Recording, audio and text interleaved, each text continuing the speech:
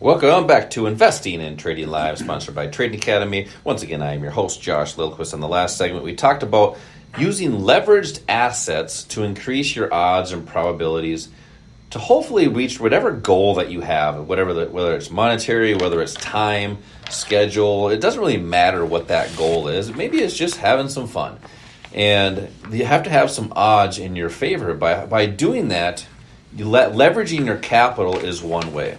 Basically using a smaller amount of money to control a much larger asset. So that could be done in the financial markets. And the crazy thing is we use this in our everyday life, buying our homes, buying our cars, buying snowmobiles, four-wheelers, whatever that may be. People leverage their dollars and don't really know that you can do the same thing in the financial markets, whether it's futures or options or Forex. So we discussed that in the last segment, but I want to continue that a little bit in this segment here as well. But we had a lot of people calling in and texting in for those investing classes to illustrate some of these concepts that we're discussing here today.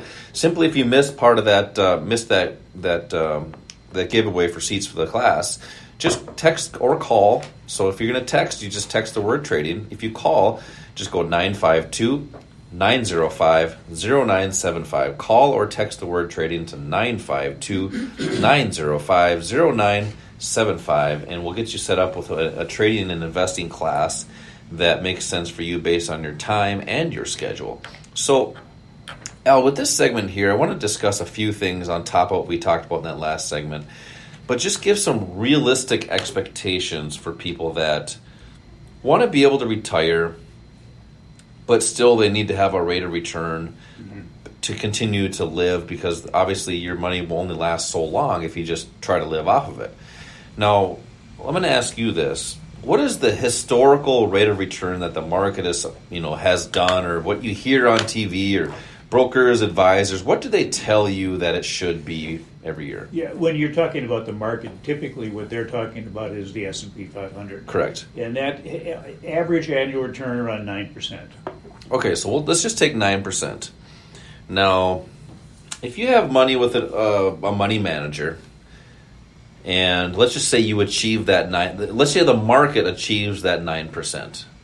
With a yes or no question, do you typically get that full 9%? No, if you think you can copy the S&P 500 with an index fund or a mutual fund, there's always going to be a cost there.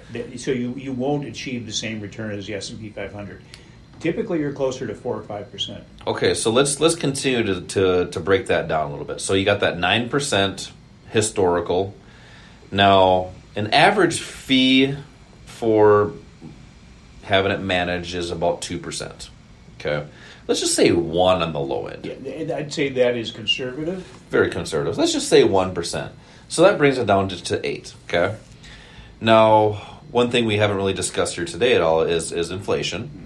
So what do you think? Let's just say a couple percent for inflation on the low end. About 3.5% really is the average. Which we know but it's probably a heck of a lot higher because our food is like ungodly high right now. Right. So let's just say 3 on a low end. So that brings it down to 5%. Okay, so that's a realistic expectation of what you should be getting on your money. That's very, very conservative. Okay. Let's just say somebody has $100,000 in retirement, because you've had some stats in the past of what the average retirement account is, right? If you have that, try to muster that up as I'm talking here. Let's just say as an easy number, let's say someone has $100,000. Now you're my math guy here today. What is 5% of $100,000? Oh, okay. $5,000. That's $5,000. Yeah. Now, if you think that when you retire and you can live off of a $5,000 increase in there, plus drawing off of that, that's not realistic. That's one of the reasons why people can't reach their goals, is because they're promised a dream, and it's not really a real dream, because it's just a guess.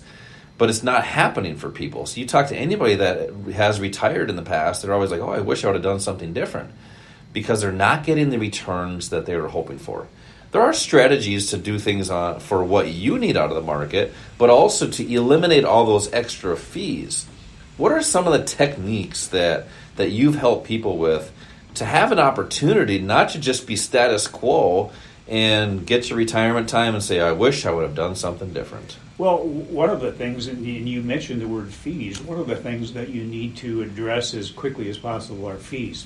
Because at 2%, the cost to you as far as what you could have in your retirement account is going to be 50 to 75%. In other words, 50 to 75% of what you could have is gone based on 2%.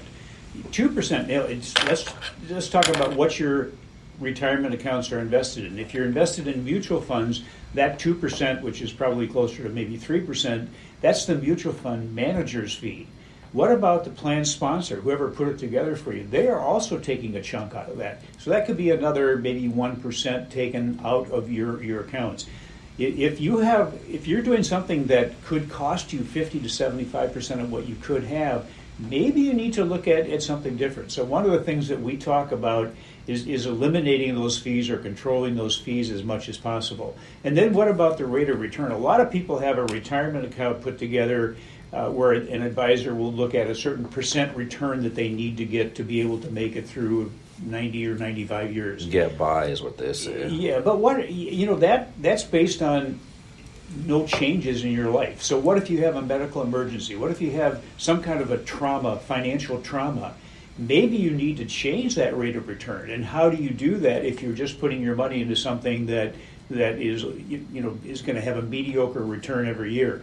Well, that's where these leveraged assets come in, and the ability to be able to do something short term, because you may need to be able to do that to make it through whatever years you have left in life. Our medical community has done a great job of prolonging our lives. We're living 20, 30, 40 years sometimes after retirement now. Kudos to the medical community for doing that. However, the financial community has done a terrible job of having people develop enough assets to get them through that additional 20, 30, 40 years. Yeah. That's why it's so important, we feel, to learn how to generate income off of your accounts. What's important is not necessarily how much money you have in your retirement accounts, it's how much money you generate off of them. Unfortunately, people have been conditioned to believe that the 401k is the panacea. That's what everybody should do. Put as much money as you can into a 401k. Well, number one, basically what you're doing is you're locking yourself into something that's long term. If you want to take your money out short term, other than maybe some emergency situations or what happened during COVID, basically you're tied into it without paying a penalty, up to a 10% penalty plus taxes. A lot of people say, yeah, but let's talk about the taxes for a minute there, Al. All my money that went into my 401k is tax deferred. Well, back when 401ks were first put into existence, yeah, that was great. The highest tax bracket years ago was 94%. Now it's around 37%. So a lot of people out there now a lot of the experts are saying, you know what, maybe by the time you retire, you'll be in a lower tax bracket. Everything that comes out of your 401k is taxed. So don't forget that even though the money is tax deferred, it's going to be taxed at the then highest tax bracket that you're in. So that tax advantage maybe isn't so great after all. Some of our students are deciding to maybe take some money out early, pay the current taxes, and then put that money into something that has better growth potential. In your retirement accounts, most of you are restricted as to what you can invest in.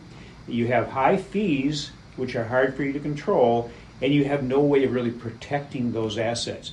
Maybe you want to look at setting up a self-directed IRA, or maybe a Roth IRA, where you can have the opportunity to invest in a number of different things, and you have the opportunity to participate beneficially, whether the market's going up, down, or sideways. Yeah, and quite frankly, probably the best time to do that is before you're planning to retire. So if you're like in your 50s right now is probably that best time. Absolutely. To start planning for that, is because then the old saying is, oh, you have time to do that. Well, yeah, you do have some time.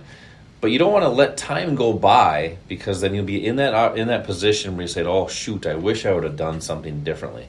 And I know, Al, you've helped a lot of people that have been coming to these workshops that we've been giving seats to get over that hurdle of what to do and how to get started. And really, it does start with one of these workshops, but how to get started in the right direction, get your right foot forward.